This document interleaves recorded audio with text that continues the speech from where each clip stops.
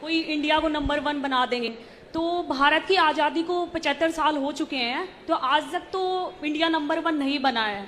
तो मैं आपसे पूछना चाहती हूँ कि आपकी क्या योजनाएं हैं, क्या आपके प्लान्स हैं जो इंडिया को आप नंबर 1 बनाओगे? आपके जरिए बनाएंगे, और जब तक आप ये सोचेंगे कि केजरीवाल बना देगा तो नहीं बनेगा। मैं इसीलिए मैं आपको एक उदाहरण देता हूं।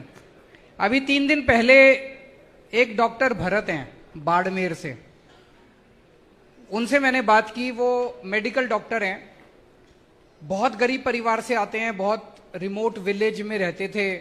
किसी तरह से माँ बाप के उससे पैसे इकट्ठे करके उन्होंने मेडिकल कर ली।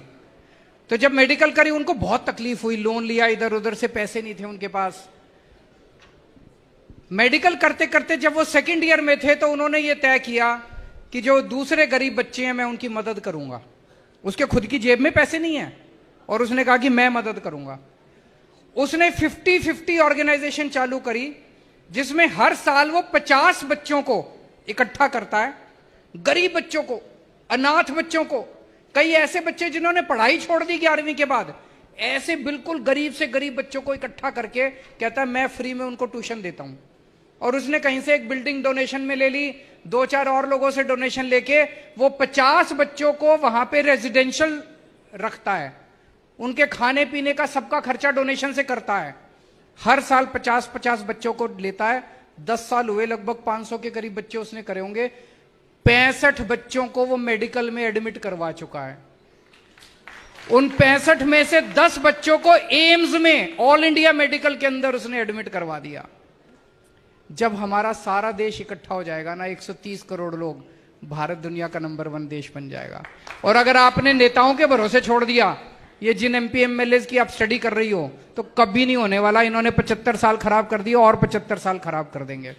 हम अगर एक साथ इकट्ठे हो गए तो इन नेताओं को भी हमारी सुननी पड़ेगी। फिर सारे, जैसे मैं आपको एक उदाहरण देता हूं। भी 3 दिन पहले प्रधानमंत्री जी ने एक अच्छा ऐलान करा। उन्होंने कहा पूरे देश में 14,500 सरकारी स्कूलों को ठीक करेंगे। बहुत अच्छी बात है, 14,500 सरकारी स्कूल। मेरा यह कहना है देश में 10.5 लाख स्कूल हैं सरकारी। अभी पहली बार में 14,500 करेंगे तो ये 10 लाख सरकारी स्कूलों का तो 100 साल में भी नंबर नहीं आएगा। ऐसा क्यों नहीं कर सकते? सारी राज्य सरकारों को एक साथ लेते हैं और ये 10.5 लाख के 10.5 लाख स्कूलों को एक साथ ठीक करने का प्लान क्यों नहीं बनाते? बना सकते हैं। हमने दिल्ली के अंदर हमने सारे स्कूल एक साथ ठीक कर दिए। मान साहब ने कसम खाई है अगले 5 साल में पंजाब के सारे स्कूल ठीक कर देंगे। अगर 5 साल में हम 2 राज्यों के स्कूल ठीक कर सकते हैं तो केंद्र सरकार 5 साल में पूरे देश के सारे 10.5 लाख स्कूल तो ठीक कर ही सकती है। अब वॉर मिशन पे काम करना पड़ेगा, युद्ध स्तर के ऊपर काम करना पड़ेगा, तब आगे बढ़ेगा। लेकिन काम आपने करना पड़ेगा। आप अगर नेताओं से सोचोगे ये भारत को नंबर 1, उन्होंने कोई इंटरेस्ट नहीं है। वो तो ये देखेंगे उनके दोस्त को दुनिया का नंबर 1 अमीर आदमी कैसे बनाया जाए। Thank you sir.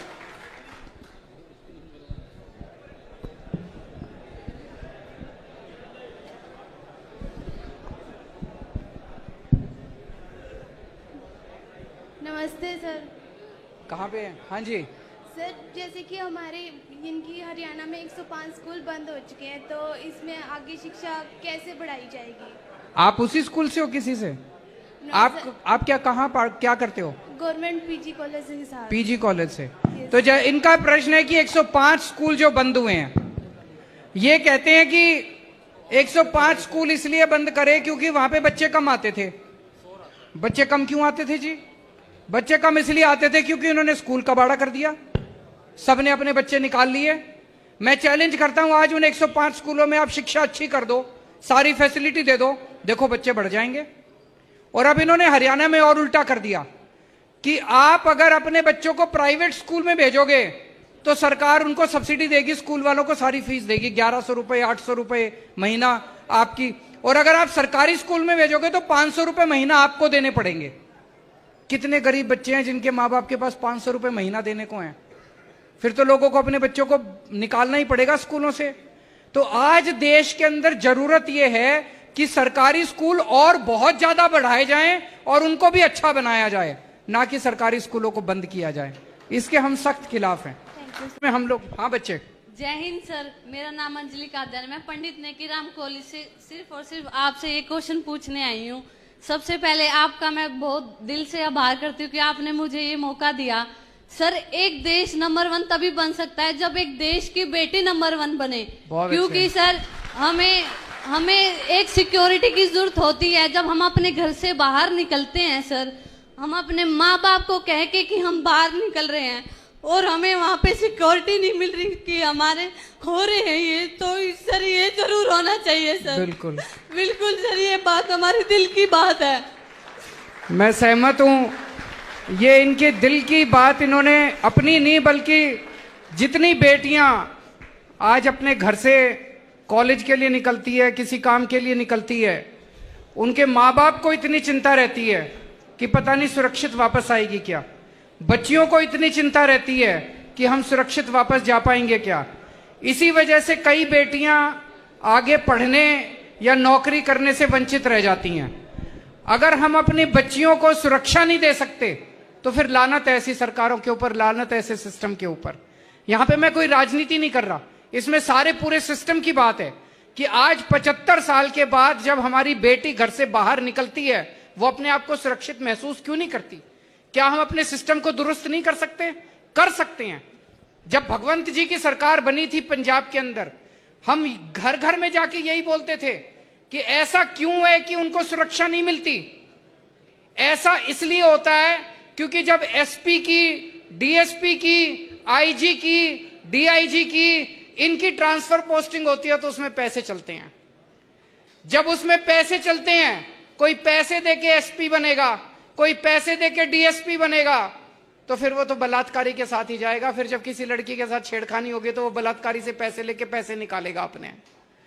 जब से ये बने हैं, एक भी ट्रांसफर पोस्टिंग में, पुलिस की एक भी ट्रांसफर पोस्टिंग में पंजाब में पैसे नहीं चलते। जाके पूछ लो किसी से भी। अगर हमारा सिस्टम ईमानदार होगा, अगर हमारी पुलिस ईमानदार होगी, मजाल जो किसी बेटी के साथ कुछ हो जाए। और कोई कुछ कहना चाहते हैं?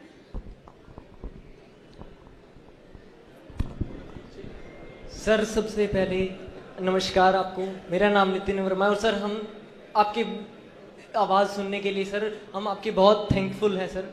आज सबसे पहले सर, कहाँ से हो? सर मैं रोहतक से हूँ और सर मैं गवर्नमेंट जॉब करता था, मैंने गवर्नमेंट जॉब छोड़ी है।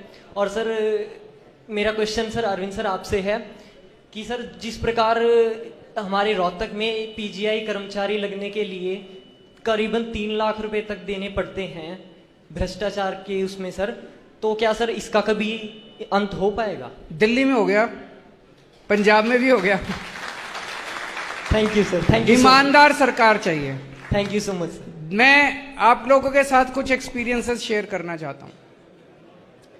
मेरे ऊपर आरोप लगता है कि केजरीवाल शिक्षा फ्री में क्यों देता है, केजरीवाल दवाइयां फ्री में क्यों देता है, लोगों का इलाज फ्री में क्यों कराता है। ये तो फ्री भी है, फ्री भी है, फ्री भी है, फ्री भी है, फ्री की रेवड़ी है। एक चीज बताओ, मैं अपने पैसे से तो दे नहीं सकता, मेरे पास तो पैसा है नहीं। दिल्ली सरकार ने कोई कर्जा नहीं लिया कहीं से, एक भी पैसे का कर्जा नहीं है हमारी सरकार के ऊपर। दिल्ली सरकार घाटे में नहीं चल रही, जब से हमारी सरकार आई है नफे में चल रही है, पॉजिटिव चल रही है सरकार। हमने क्या किया?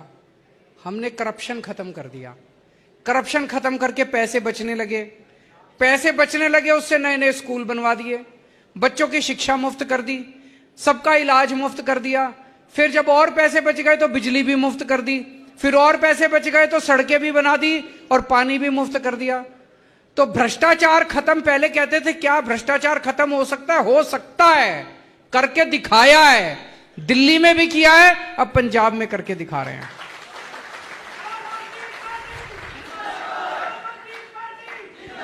मैं आपसे पूछना चाहता हूं एक चीज। आज हमारे देश में एक माहौल ऐसा बन गया जैसे हरियाणा के अंदर पिछले कुछ दिनों में इन्होंने 105 सरकारी स्कूल बंद कर दिए। कर दिए कि नहीं कर दिए? ठीक किया कि गलत किया? आज सरकारी स्कूल में आदमी बड़ी मजबूरी में अपने बच्चे को भेजता है। जब उसके पास बिल्कुल भी पैसा नहीं होता, इन्होंने पहली चीज तो सरकारी स्कूलों की हालत इतनी खराब कर दी, बेड़ा गर्क कर रखा इन्होंने सरकारी स्कूलों में। देश के अंदर 10.5 लाख सरकारी स्कूल हैं, इनमें से 80% सरकारी स्कूल कबाड़ खाने से भी ज्यादा खराब है इनकी हालत। तो जो बच्चे जाते हैं सरकारी स्कूलों में वो मजबूरी में जाते हैं, क्योंकि उनके पिताजी के पास पैसे नहीं होते, उनके घर में पैसे नहीं होते पढ़ाने के लिए, और वो स्कूल भी बंद करते जा रहे हैं। देश के अंदर जगह जगह अलग अलग राज्यों में सुन रहा हूं मैं, यहां इतने स्कूल बंद कर दिए, यहां 1000 स्कूल बंद कर दिए, यहां 1500 स्कूल। तुम अगर स्कूल बंद करते जाओगे तो गरीब अपने बच्चों को कहां भेजेगा? और अगर गरीब अपने बच्चों को पढ़ाएगा नहीं, आज देश में 18 करोड़ बच्चे सरकारी स्कूलों में जाते हैं, 18 करोड़। ये 18 करोड़ बच्चे तो अनपढ़ रह जाएंगे। अगर ये 18 करोड़ बच्चे अनपढ़ रह गए तो देश दुनिया का नंबर 1 देश बन सकता है? नहीं बन सकता। हमें अपने बच्चों के लिए, चाहे गरीब का बच्चा हो चाहे अमीर का बच्चा हो, हमें अपने बच्चों के लिए अच्छी शिक्षा का इंतजाम करना पड़ेगा। करना चाहिए कि नहीं करना चाहिए? और शिक्षा फ्री होनी चाहिए।